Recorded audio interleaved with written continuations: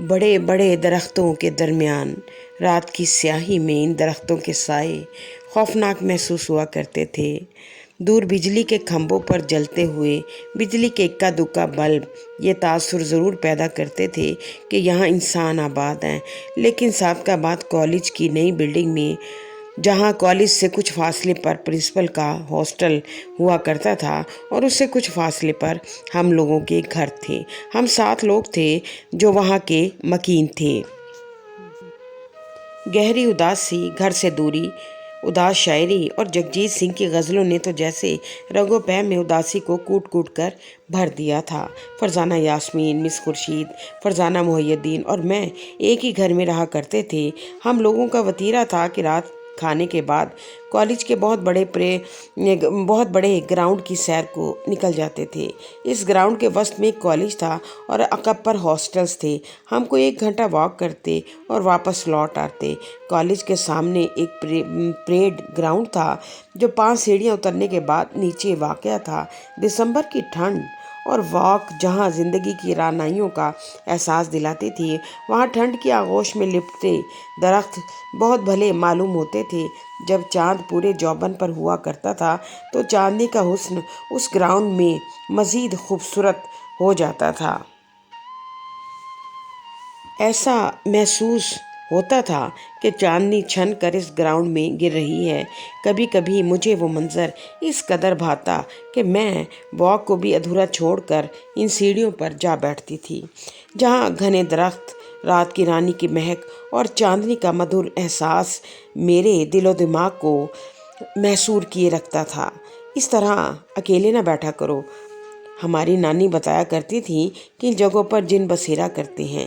ایک دن مجھے مس خورشید نے واک کے دوران نصیحت کرتے ہوئے کہا، لیکن میرا تو ان باتوں پر کوئی عقیدہ اتنا مضبوط نہیں تھا۔ میرے اندر کے شاعر کو شاید اسی ماحول سے پرورش ملتی تھی۔ یہاں بیٹھ کر تو میرے خیالات کی گتھیاں سلجھتی تھیں۔ نہیں مس خورشید، مجھے ایسا کچھ محسوس نہیں ہوتا۔ میں نے اس کی بات کاٹ دی، اور پھر واک کے دوران تنہا بیٹھ کر اس جگہ پر وقت گزارنا میرا معمول بن گیا تھا۔ سب لوگ ہاسٹل چلے جاتے اور میں اتنے بڑے، وسیع اور سنسان کالج میں ایک پریڈ گراؤنڈ میں اکیلی بیٹھی ان مناظر کا جائزہ لیتی رہتی۔ کتنا سمے بیت گیا، اور جب ہاسٹل پہنچتی تو سب لوگ اپنے اپنے بستر پر دراز ہوتے۔ میرا بستر کھڑکی کے پاس تھا۔ بسا اوقات تو بستر پر لیٹے ہوئے بھی میں ان نظاروں کو تکتی رہتی۔ نہ جانے کیوں مجھے محسوس ہوا کہ کوئی غیر مرئی طاقت مجھے اپنی طرف کھینچتی ہے۔ پھر دل نے فیصلہ کیا کہ اس طرح تنہائی میں جا کر بیٹھنا اور بلا مقصد ان نظاروں کو تکتے رہنا درست نہیں ہے۔ دل کو بہت سمجھایا کہ واک کے بعد سب کے ساتھ میں واپس آ جایا کروں گی۔ ایک رات حسب معمول کھانے سے فارغ ہو کر ہم لوگ واک کے لیے نکلے۔ ابھی کچھ دور ہی گئے تھے کہ یکدم میں نے درختوں کے جھنڈ کے درمیان سے پورے چاند کو پوری رعنائی اور توانائی کے ساتھ دیکھا تو میں ٹھہر گئی اور بغیر کچھ کہے ان سیڑھیوں پر آ کر بیٹھ گئی۔ آج ہم نے تمہیں اپنے ہمراہ لے کر جانا ہے، فرزانہ نے بازو سے پکڑ کر کہا۔ میں نے کہا کہ واپسی پر تم لوگوں کے ساتھ چلوں گی۔ مرضی ہے، وہ کہتے ہوئے چلی گئیں۔ مجھے بڑا اچھا لگا کہ کلیوں کی خوشبو اور ساتھ میں ٹھنڈی ہوا کے ساتھ رات کی رانی کے جھونکوں کی مہک مجھے تر و تازگی کا احساس دلا رہی تھی۔ میرے اندر ایک غیر محسوس سی خوشی اتر رہی تھی۔ میری نظر سامنے اٹھی تو نہایت وجیح اور بلا کا خوبصورت انسان ان درختوں کے درمیان بغیر پلکیں جھپکائے مجھے دیکھ رہا تھا۔ میرا دماغ جیسے معاف ہو گیا۔ ڈر کا کوئی شائبہ تک نہ تھا، نہ ہی دماغ یہ سوچ رہا تھا کہ اس ویران کالج میں جہاں کوسوں دور گیٹ پر چوکیداروں کی بھرمار ہے، یہ انسان کہاں سے آ گیا۔ میں نے سیڑھیاں اترنا شروع کر دیں۔ وہ شخص اپنی جگہ کھڑا رہا۔ میں نے جیسے ہی پریڈ گراؤنڈ میں قدم رکھا، وہ شخص چھلانگ لگا کر درخت کی ایک ٹہنی پر جا بیٹھا۔ میں مسلسل نظریں جمائے اسے دیکھ رہی تھی۔ میرے قدم غیر ارادی طور پر اس کی طرف بڑھتے چلے گئے۔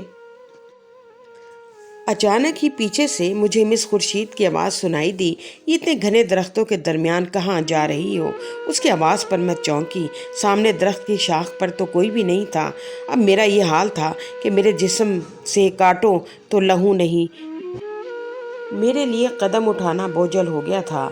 इंतहाई सर्दी में मेरा जिस्म पसीने से शराबूर था। क्या हुआ? फरजाना ने मुझे बाजू से पकड़ कर कहा। मेरे पास तो बताने के लिए अल्फाज भी नहीं थे। मैं उनके हमराह हॉस्टल आ गई। मैं अपने बिस्तर पर दराज हुई तो अनजाने खौफ से खिड़की के आगे पर्दा कर दिया। सुबह तक मुझे बहुत तेज़ बुखार चढ़ चुका था। मुझे एक हफ्ता बुखार रहा जो कि उतरने का नाम ही नहीं लेता था। मैं छुट्टी लेकर घर आ गई। एक हफ्ते के बाद जब मैं दोबारा हॉस्टल गई तो रास्ते से गुजरते हुए वही सीढ़ियाँ, वही दरख्त और वही चाँद की फैली हुई रोशनी ने मेरे कदम रोके, लेकिन मैं बगैर उस तरफ ध्यान दिए तेज़ तेज़ हॉस्टल की तरफ चल दी। इस कदर खामोशी थी कि मुझे अपने ही कदमों की आवाज़ सुनाई दे रही थी। आगे चलकर उन वाक़यात का भी जिक्र आएगा जब हम 7 लोग इसी हॉस्टल में मावराई ताकतों की ज़द में आ गए, जिनमें शहला, सोफिया, समीना, फरजाना, खुर्शीद, जाहिदा और मैं शामिल थी। जब भी किसी से कभी ज़िंदगी में मुलाकात होती है तो इन वाक़यात को याद करके कब कभी तारी हो जाती।